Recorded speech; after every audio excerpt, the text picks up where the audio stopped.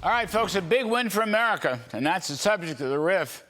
If you take a careful look at the decision of the New York Appellate Court today to throw out the unconstitutional and disgraceful $500 million penalty on President Trump and his business, if you take a look at that and then you keep your nose in the newspapers and you watch New York Attorney General Letitia James getting busted for mortgage fraud, and you go back a bit and look at all the declassified documents released by Tulsi Gabbard and John Ratcliffe and Kash Patel that show the entire Russiagate hoax was quarterbacked by Barack Obama and Hillary Clinton. And then you just think about this whole rotten sequence. What you see is the collapse of the legal and deep state forces against Donald Trump. In many ways, you could argue it's the collapse of the entire Democratic Party. Not only because the deep state couldn't bust Trump, and the forces of treachery and sedition couldn't break Trump, and the prominent liars are themselves now facing criminal indictment, and making it all worse for that crowd, President Trump himself was reelected, which was the Obama-Hillary deep state's worst nightmare. And as far as the deep state goes, it appears that all of those people who participated in the Russian hoax and various other phony trials, well, they're getting fired from their jobs, and they're all lawyering up, aren't they?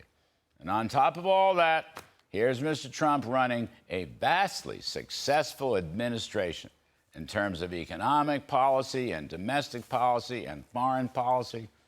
Wait a minute, don't forget, the president's going to inspect Washington, D.C. this evening. So let's add law and order to that list. And then close the wide open border. And that adds to the deep state's nightmare.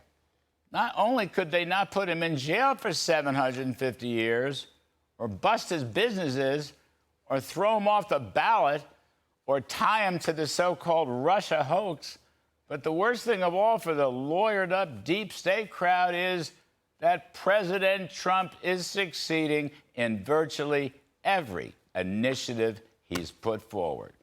And not to put too fine a point on it, not to rub it in, but I want to couple Mr. Trump's Truth Social policy today. A great win for America, he said.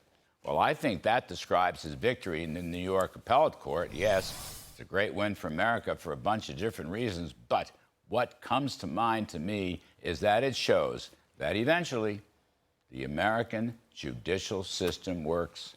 As bad, as inept, and corrupt as some of these judges and spies have been, with all their political biases and weaponization and lawfare against Mr. Trump, as bad as they are, the fact is, as the cases moved up the judicial totem pole, Mr. Trump has basically won them all.